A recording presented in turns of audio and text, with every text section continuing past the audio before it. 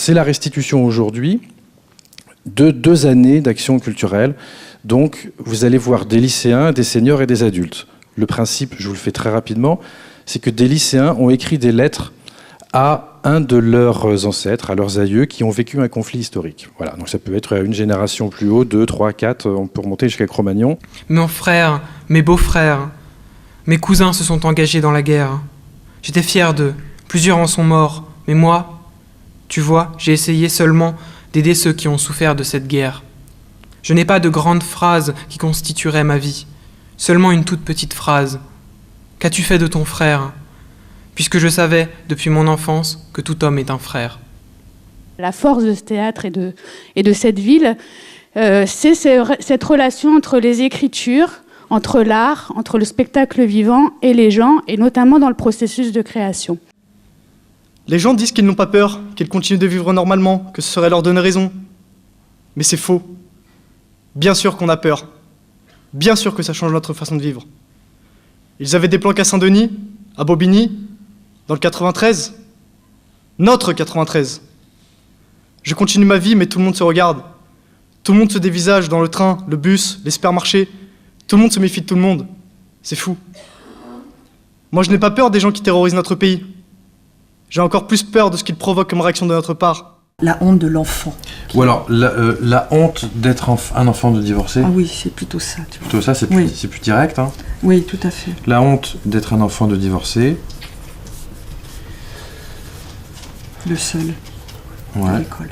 Et sa rupture avec son père quand à l'âge de 17 ans.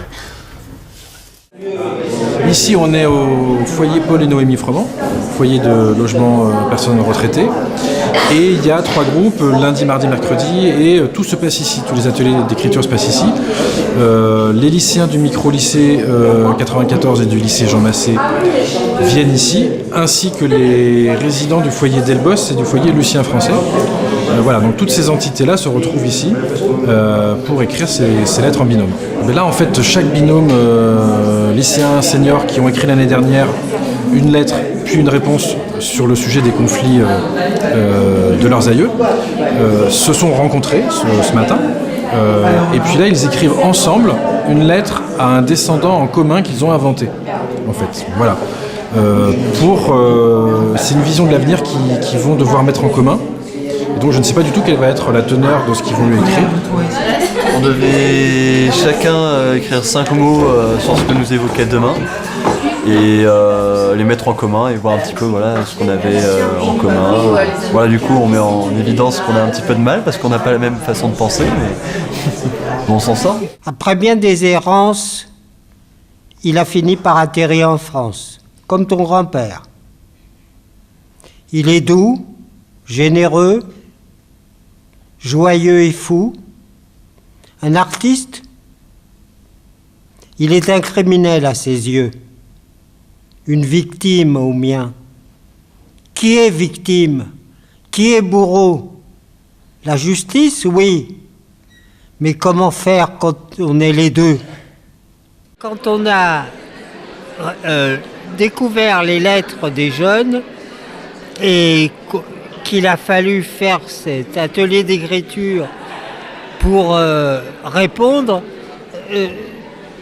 on était vraiment étonnés, on ne savait pas quoi faire. Et puis Hugo Pavio, il a su nous donner le punch pour répondre. Il y en a qui vont parler de choses vraiment très personnelles et d'autres vont parler de choses plus à la légère, sur le ton de la rigolade. Voilà. C'est très contrasté, je pense que c'est justement ça qui a permis de créer cette cohésion, parce que justement toutes ces différences, en étant malgré tout dans le même projet, ça favoriser l'échange.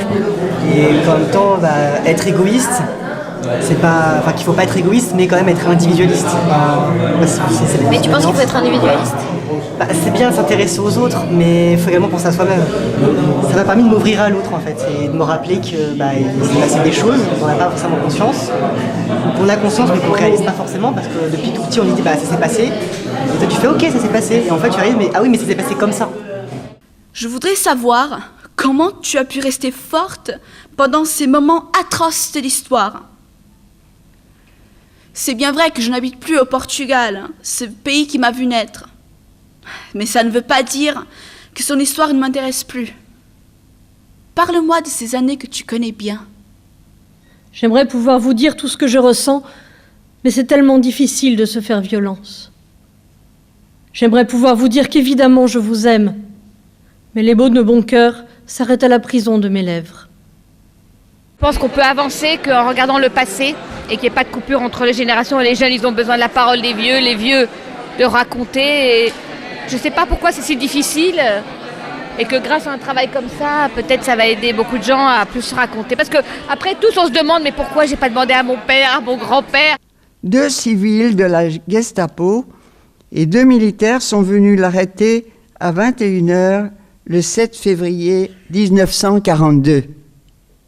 On a su plus tard qu'un homme de l'équipe du journal clandestin a été pris lors d'une distribution et sous la torture a donné les noms et adresses de tous. Nous espérions toujours que papa allait revenir. Ce n'est qu'1 an après la fin de la guerre que nous avons appris que mon père avait été guillotiné la veille de la libération de Paris, le 24 août 1944. Tu fais partie d'une nouvelle génération qui aspire à la paix et s'oppose à la guerre. Nous avons appris que les progrès s'obtiennent par la lutte.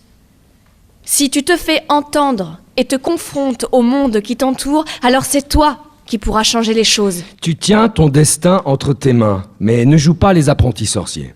Trop vouloir de progrès technologiques peut entraîner des guerres et même la destruction de la planète. Nous espérons que tu seras reconnaissant de ce que nous avons accompli et que cela influencera ton existence. Ce serait un soulagement de savoir que tu as compris notre message. Demain, toi qui n'es pas encore né, quelle sera l'utopie de ton époque ?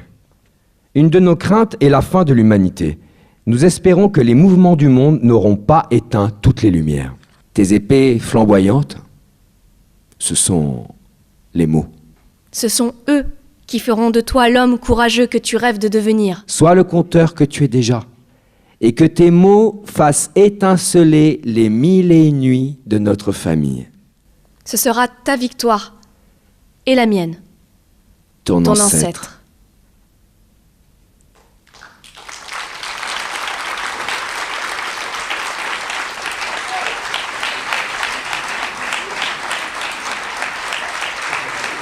Je trouve que le moment qui est presque le plus important, c'est maintenant en fait. C'est le brouhaha qu'on entend derrière nous, tout ce dialogue-là qu'on entend derrière nous. C'est pour moi presque plus important que ce qui s'est dit sur le plateau. C'est que les gens continuent à dialoguer, à se parler. Voilà, le théâtre c'est fait pour ça, c'est pour créer du dialogue. Moi je suis un passeur, un trait d'union, et c'est tout. C'est eux qui ont écrit, eux qui ont transmis, qui ont donné, et voilà, c'est super.